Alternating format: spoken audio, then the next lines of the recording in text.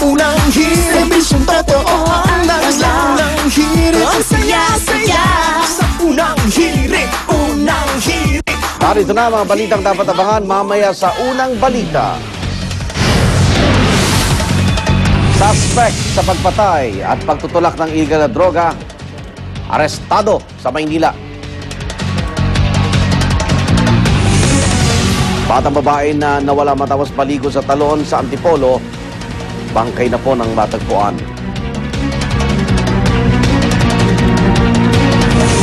At Comedy King Dolphy, kinailangan sumailalim sa blood transfusion. At tabayan ang mga karagdagang detalye mamaya sa unang balita.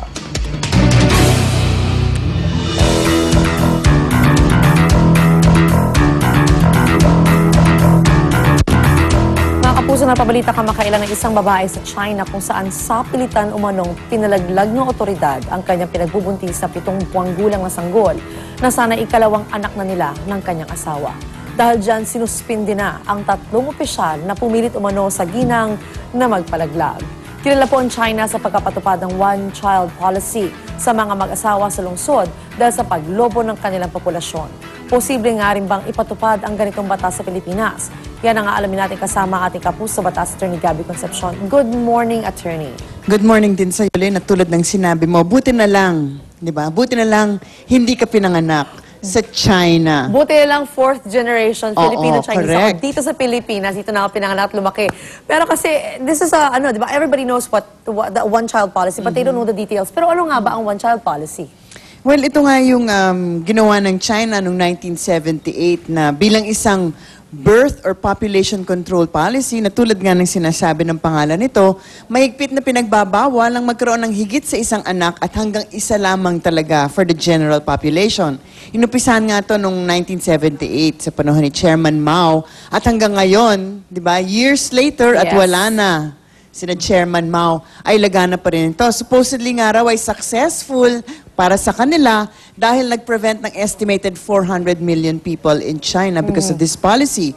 But of course, controversial ito lalo na dahil sa pamamaraan kung paano ito naipatupad at kung paano ito nagkakaroon ng maraming social consequences, hindi lamang sa current generation, pero yung several generations hence. Tulad nga ng latest balita na siyang ikinagulat ng marami at ito nga ay yung forced abortion ng isang fetus na 7 months old na sa sinapupunan ng nanay niya. Of course, sinabi ng mga otoridad ay nagkamali lang daw ang nangyaring pagpapatupad ng policy na ito. Ngunit matagal na itong worldwide criticism. It is not the first time it's happened. In fact, napakalakas at napakaraming grupo worldwide na talagang nakikriticize dahil nga daw napakaraming mga violations ng karapatang pantao at napakaraming unintended consequences. I highly doubt if it was a mistake na nagkamali lang. Ano nga ba ang mga consequences ng policy na ito? Well, unang-una nga nagkakaroon ng mga forced abortions at saka yung mga forced sterilizations para sa matitigas ang ulo that are very traumatic for the women. So hindi lang ang pagpatay ng mga bata ang involved.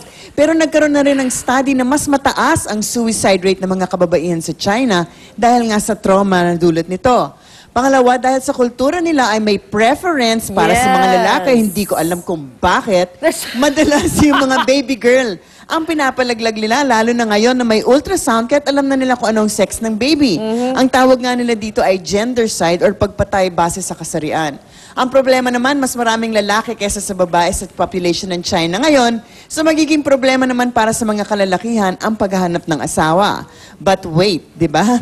There's more? Oh no! Dahil nga napakakonti na rin ng kabataan. It's an aging policy, aging population at masyado matanda na ang kanilang population. Kakaunti ang maiiwan para alagaan ng matatanda. Diba? Although hindi naman talaga role ng bata na alagaan ng matanda. But yun na nga ang mangyayari. Kaya eventually magiging problema ng pamahalaan yan kasi nga they will be forced to provide benefits for their old, di ba? Yes. For their senior citizens. And lastly, ang nangyari nga, ang bagong henerasyon ay henerasyon na tinatawag nila ng mga spoiled brats. Dahil nga karamihan ay mga only child at masyadong spoiled ng kanilang mga magulang dahil nga nag-iisang anak lamang. So hindi rin naman maganda to. Socially, culturally, di ba nagkakaroon ng problema. Hindi lang yung current for the women of today in China, Pero even the future generations are affected. But also one problem there, yung pumuputok doon yung bayan po nila, puro babae. Exactly. Ang mga Kaya ang pinapaampo dami nila, ngayon, ang dami kaya ba- nga, Hindi kasi ang dami ng kaso, nagbebenta ng anak, tapos nagkakaroon ng child trafficking, Yes. nagkakaroon ng women trafficking kasi nga kumukonting kababaihan. Yes. So nagpapasok ng mga babae mula sa ibang bansa. Yung mga anak naman ng mga babae, dahil napakarami, either nasa ampunan or pinapaampun na Pero abroad. attorney, kasi it's really true in our culture. It's very important na boy. Kasi even in That's other countries, correct. basta may Chinese, you know na yung pag-anak na lalaki, importante, you have a boy. Pero hindi ba ito labag sa mga karapatang-patao nga pala itong one-child policy? Well, of course naman, di ba? Alam naman natin, kahit na hindi kayo abogado, kahit na hindi kayo nag-aral ng mga, kung ano ba ang mga human rights natin, talagang alam na natin na merong paglabag dito ng basic dignity at karapatan ng tao.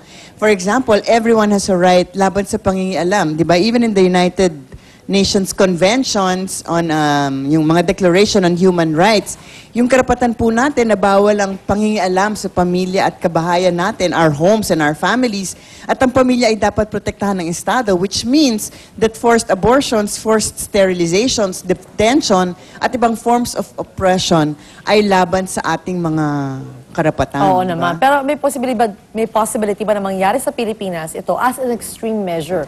Anong safeguards na meron tayo para masiguro hindi mangyari ito sa ating bansa? Although, I really doubt it. Yung I really RH doubt bill it. na nga, hindi natin Naman! mapasa-pasa, di ba? Yun. Na very clear na bawal ang abortion, etc., Oo. etc. Yun na lang nga, hindi maipasa. Contraception Yung na one-child lang nga policy, oo. di ba?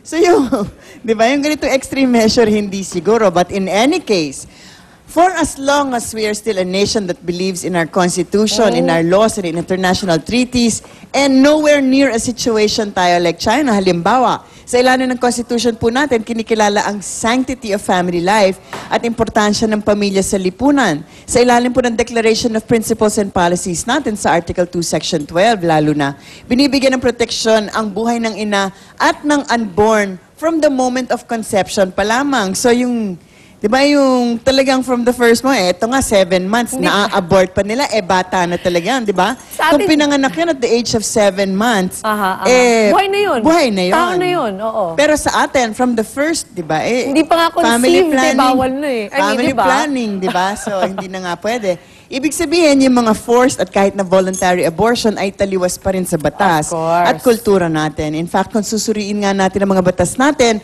medyo matagal-tagal na rin naipasa ang Magna Carta for Women na nagsasabing karapatan po natin ang magpasya ukol sa mga bagay-bagay, ukol sa pagkakaroon ng pamilya, nakasama na ang karapatan na pagpasyahan ang pagkakaroon ng anak, kung kailan at ano ang spacing na ito.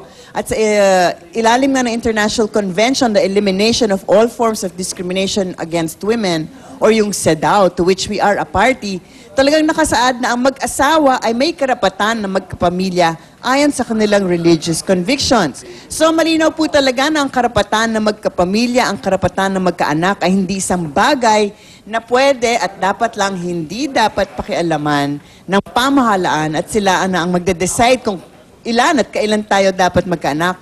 Pero hindi naman po ibig sabihin na dapat ay masyado tayong magpakasaya sa karapatang pantao Especially at pag maulan. di ba? Magkaroon lamang ng anak kahit na taon-taon pa at kahit na hindi naman natin kayang pakainin at paaralin. Di ba? We have to be exactly. responsible Yes. parents at pag-isipan ng maigi ang pag-exercise ng ating karapatan, di ba? We don't believe, Pag-exercise. di ba?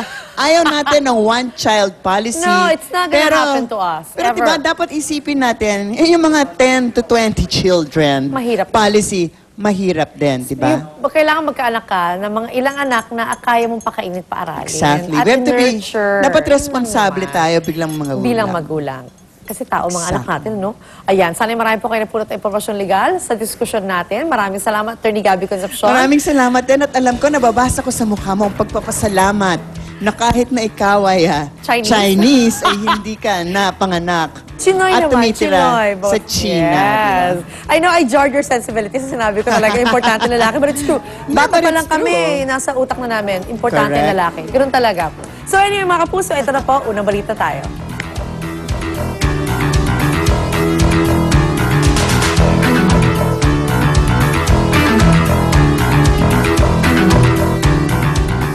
At sa mga bagong gising dyan, malamang masarap po ang almusal na hanap ninyo. Siyempre, kahit sino naman. Ito itong isang panalo sa isang malamig at maulang umaga, ang mainit at bagong lutong noodle soup. Oo nga, lalo na pag minsan maulan-ulan pa. Ow! Halos papasupa yung labi mo pag hinihigop mo. Kasi nandiyan yung school bus mo Yes. no? At eto, at may ipatitikam sa atin si Tony Pet at Arn. Ang special, yan ang masarap hand-pulled noodles mula sa Amorato, Quezon City. Good morning, Pet and Arn. Good morning! Good morning! Good morning mga kapuso! Eto na! Nako! Tony Pet and Arn in the house. At syempre alam niyo naman, kapag kami magkakasama, alam niyo na kung ano ang aming ihirit sa inyo ngayong umaga, di ba? At mga kapuso, pinuntahan namin ang 411 NS Amorato Street na kilala din na Retiro Street dito sa Quezon City para sa morning food trip. I'm sure lahat tayo gusto yung loves natin yung noodles, mga pa-beef, chicken, pork o wonton o kahit anong flavor. Dahil mabilis i-prepare ito, lalo na sa mga pumapasok sa trabaho at sa school, o, di ba? Tama yan, Arn. At alam mo ba, ang ating pinuntang Chinese restaurant ay kakaiba dahil freshly made hand-pulled noodles ang kanilang ginagawa on the spot, from scratch, para sa kanilang mga customers. At balita ko, hindi ganun kadali ang paggawa ng noodles na yan. Kailangan ng ekspertong tulad ni Chef.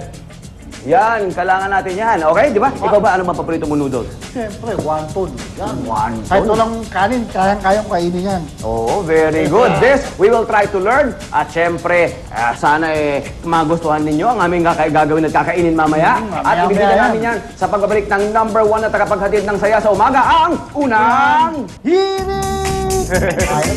Mamaya na, agad-agad. Ayan, oh. Gutom na ako eh.